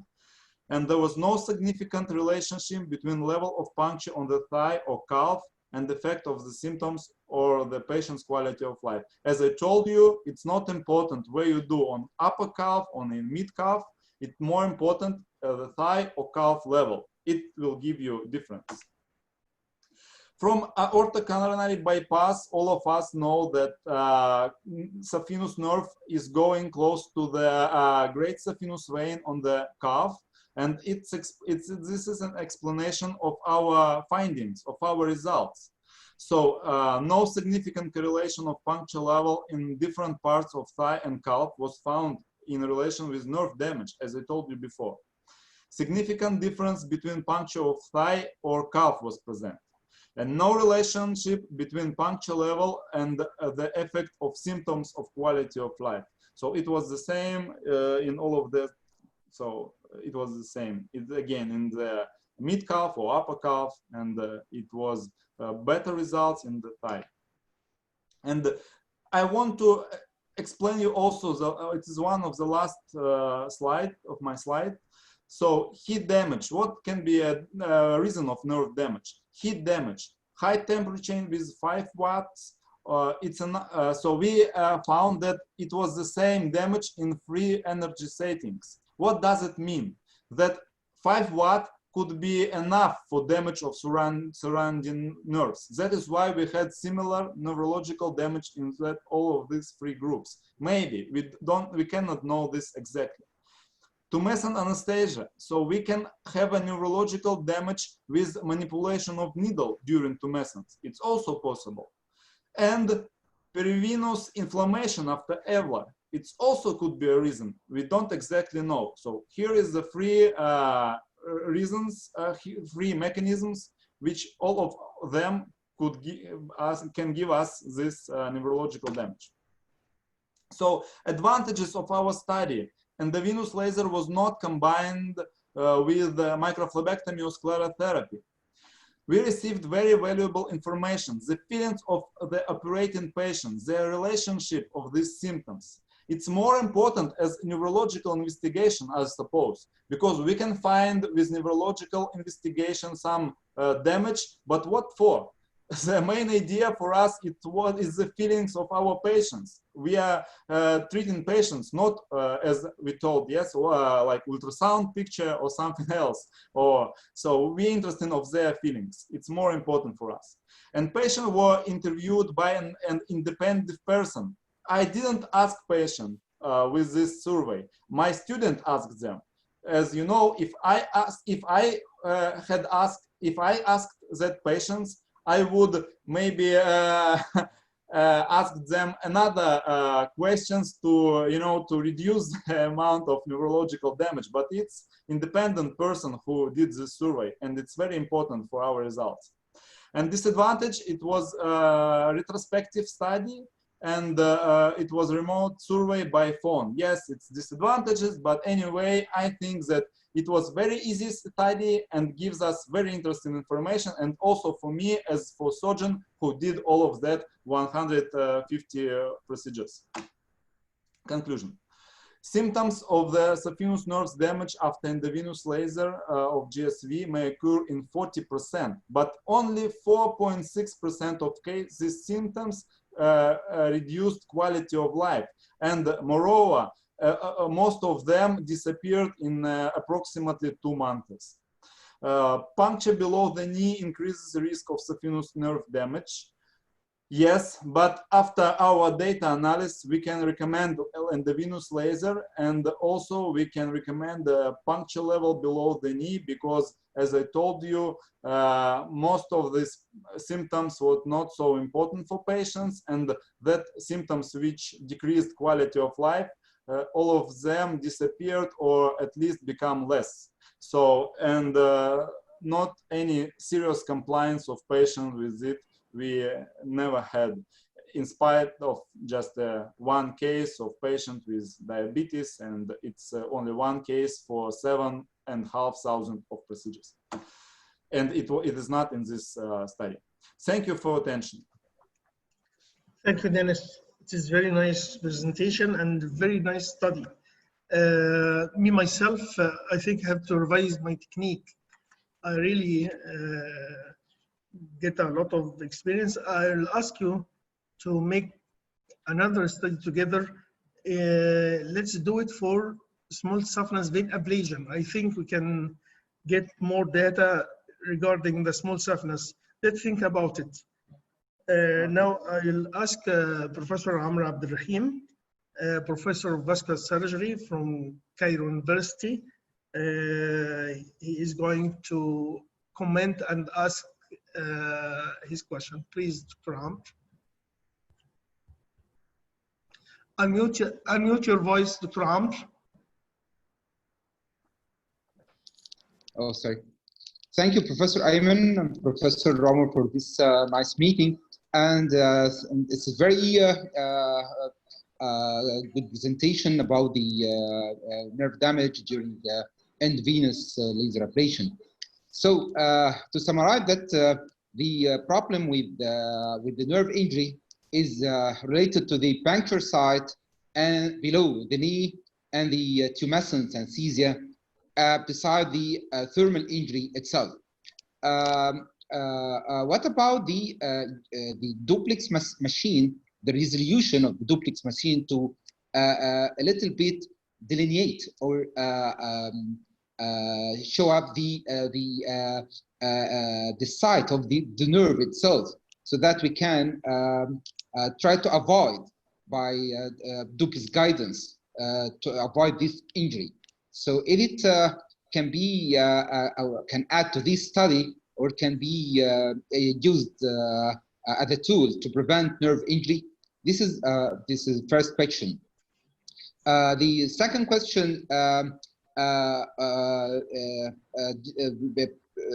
to recommend doing the laser at the knee level or above and not below the knee, because although the quality of life does not doesn't change that much, but still bothering the patient, and the patient comes to our clinics and say, "Oh, I have it's a very unpleasant sensation, and I want to have my normal sensation back." Although it doesn't affect his quality of life, but I think it's a bothering problem. So can be like a rule to avoid putting the needle below the knee level.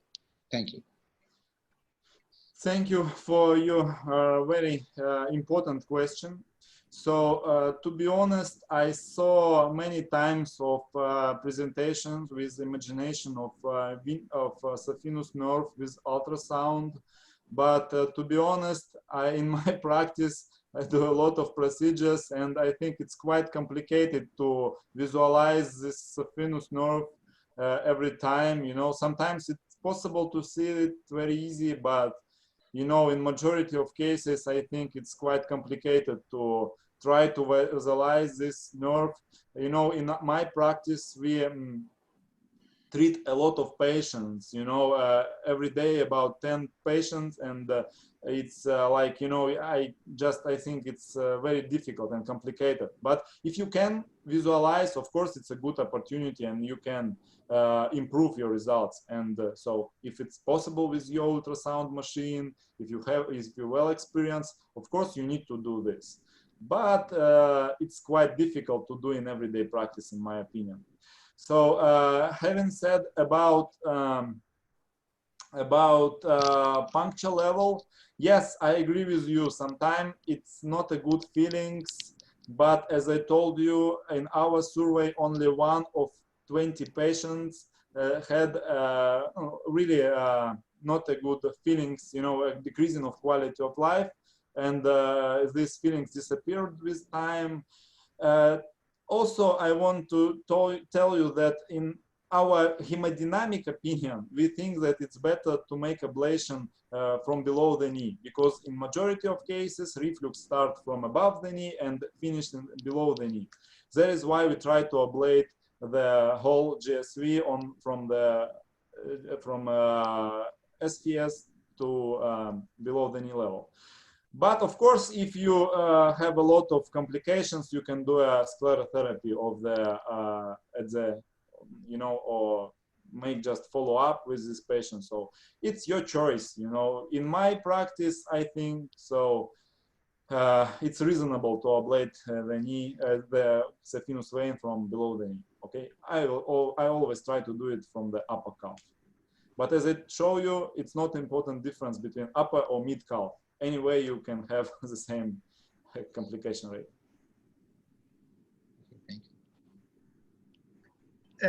Thank you, Dennis. Dr. Omar, you have a question from the attendees? Yes, we have very good question.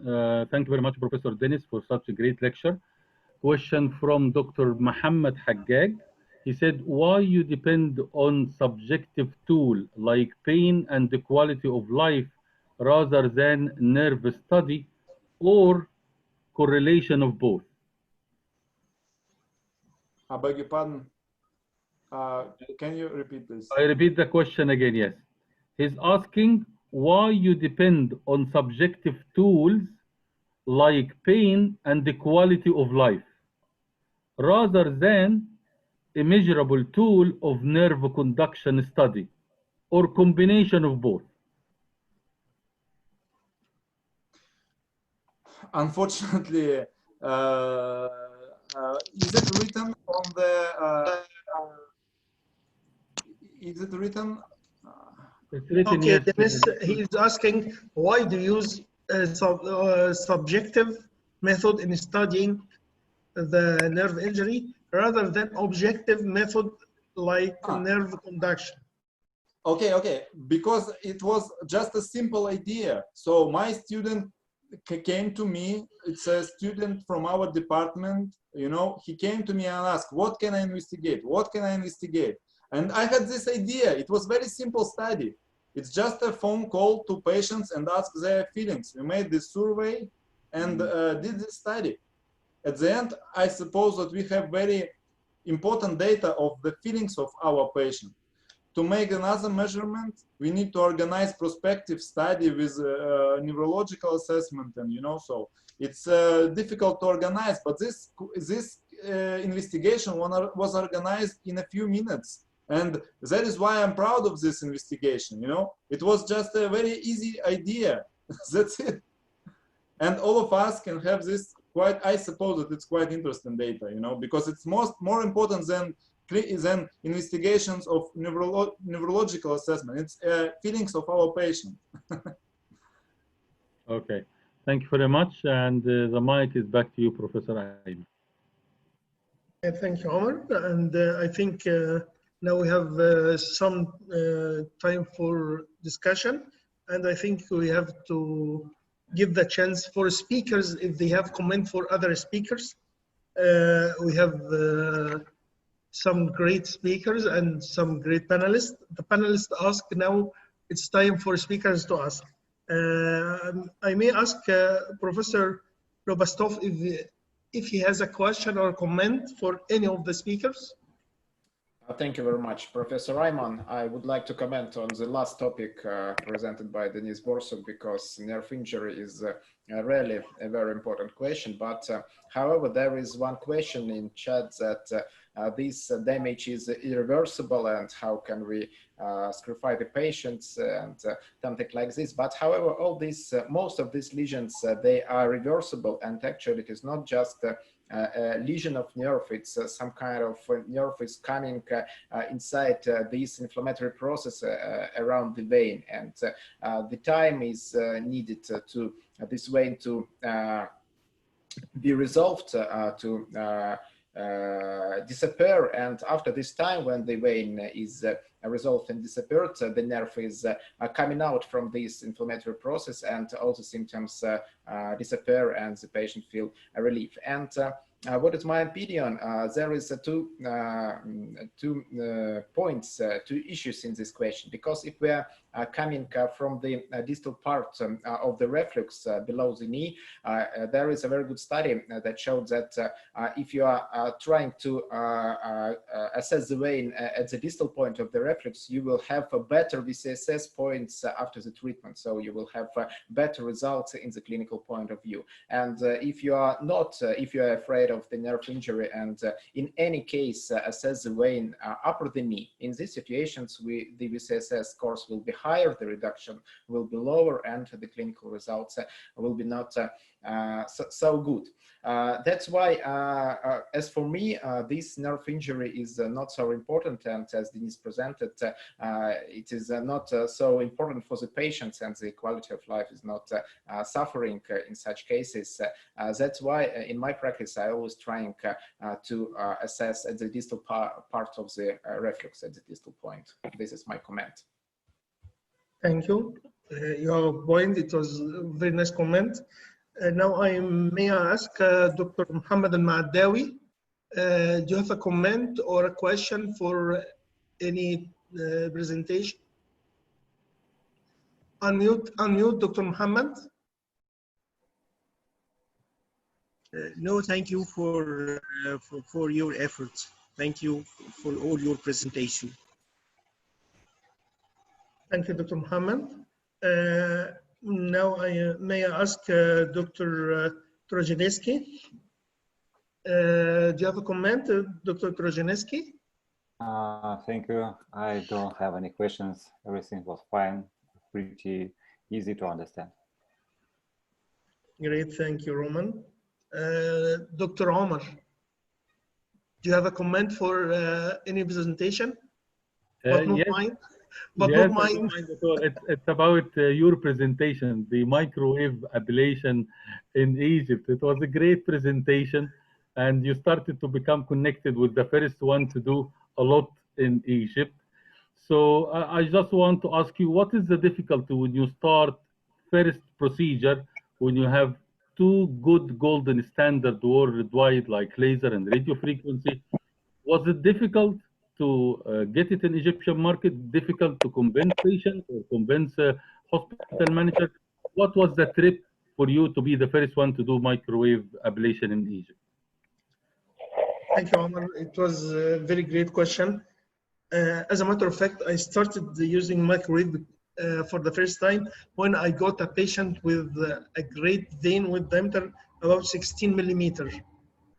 That persuaded me, if I do it in radio frequency or laser, I may get a less effective technique. So I heard and I know from Mark Whitley, I can use it up to 25 millimeter.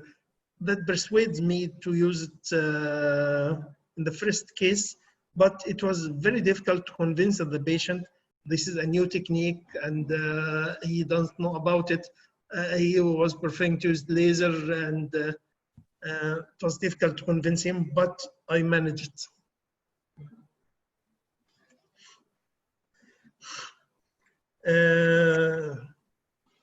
Now, are you satisfied by my answer? Yes, yes. Thank you very much. But very great answer. Yes. Thank you. Now I ask Sergey. No, surgery already asked. I asked Dennis, do you have a comment or? Yes. I want to ask you, Ayman, about just two short questions. First is the price of the fiber for microwave in Egypt. So what is the price of the fiber? Is it comparable with the Venous laser, or is it cheaper or more expensive, or radio frequency? What is the price of the fiber in Egypt? And the second question, it's maybe a benefit of microwave. As I understood, these fibers don't have a part which can migrate to the lungs. Is it clear? Is it? Yes. So it could be a benefit, you know, because all of us afraid of this migration to lungs. So I have two questions: the price, and am I right with this construction of the fiber? I know the fees of Professor Ayman are very high. It's a lot more than the laser, the fiber, and microwave combined. So you can answer the question now, Professor Ayman. Thank you, Dennis, and thank you, Omar. The price of the laser fiber, microwave fiber, is a little bit cheaper than laser and radio frequency, a little bit cheaper. And yes, you got a point. This advantage, you can go as close to the femoral vein without the fear of damaging the femoral vein or inducing thrombus of the deep vein. It's much safer than laser, except you have to use a very good laser machine, and good laser fiber can do it, but it is much easier and safer in doing and using the microwave. Yes, you shorten the stump. Yes. I was asking that, you know, on the top of the fiber of the Venous laser, we have a glass, you know, glass part, which can be damaged and migrate to the lungs. Yes. In microwave fiber, do you have this? No. So you have, so it's like a complete fiber. Okay. Yes. Oh. It is not easy to be break either. It is more malleable, can manage to without fear of interrupting the laser beam. It is more malleable. Now I think I have done. Yes, please. Sorry for the interruption, but I can't agree less with Dr. Omar and all the Egyptian phlebologists that you are one of the pioneers in the field of phlebology and the key players of this.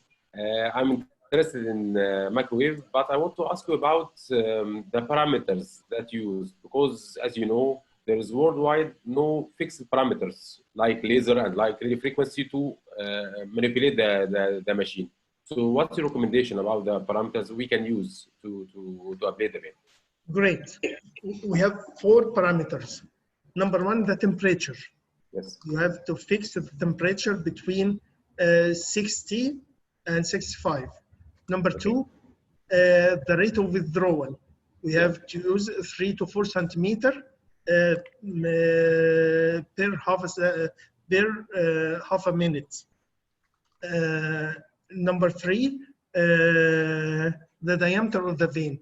You can accommodate up to 25 millimeter vein. Number 4, the time. The time for each session of ablation, it varies from 5 to 15 seconds according to the diameter of the vein. All of this automated. You can put the program on the machine and do it. Okay, thank you. The 4 main parameters for echo machine. I think I have done for the panelists. Now the mic is with you, Omar, to ask or if the attendees have more questions. Okay, I will take some question from the attendee to the last presenter, Professor Dennis Bursk. There is a question from Dr. Haydar Aslan. he practiced in Turkey. Using radio frequency is limited to up to 12 millimeter dilated great sufferance vein with the monopolar radio frequency. Is effective in dilated veins up to 20 millimeters. So I would just rephrase this question.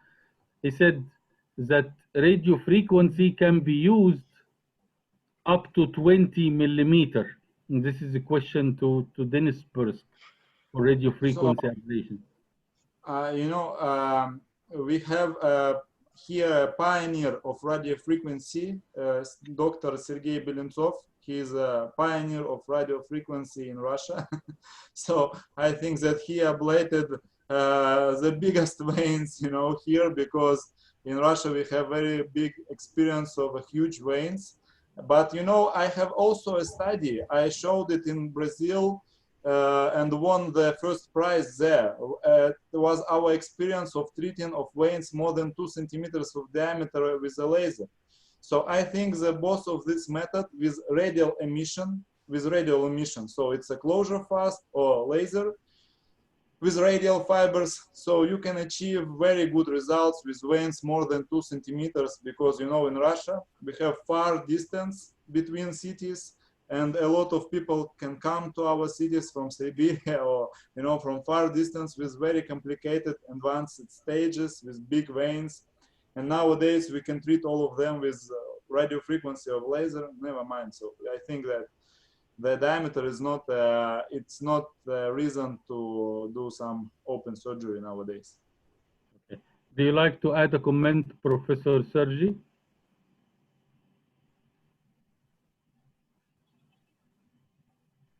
Do you like to unmute? Yes. Yes, yes. Our own experience is more than 2 centimeters diameter.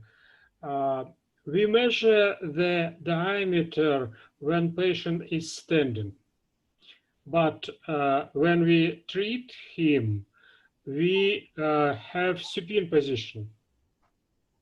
And after tube-stent anesthesia, the diameter become very small. So big diameter is not a problem for us in reasonable limits. For example, 25 or 27 millimeters, it is not a problem for radio frequency and for laser, in my opinion. And is there a difference between monopolar and bipolar radio frequency? Does there is any clinical differences? We use radio frequency of American producer, Medtronic, only this kind of radio frequency ablation. And so we don't have experience with another kind of models. Okay. So the mic is back to you, Professor Ayman. Thank you, dear Professor Omar. Now I think we came very close to the end of our session. I will ask Professor Shaydakov to conclude our session today. Please, Professor Shaydakov. Thank you very much, my dear friends, and thank you very much for fantastic presentation, for my opinion, and very good questions, very good discussion. And thanks a lot for Covidian, which help us to organize this first forum. What we see, in fact, we have many tools today to accurately evaluate and properly treat patients with venous disorders.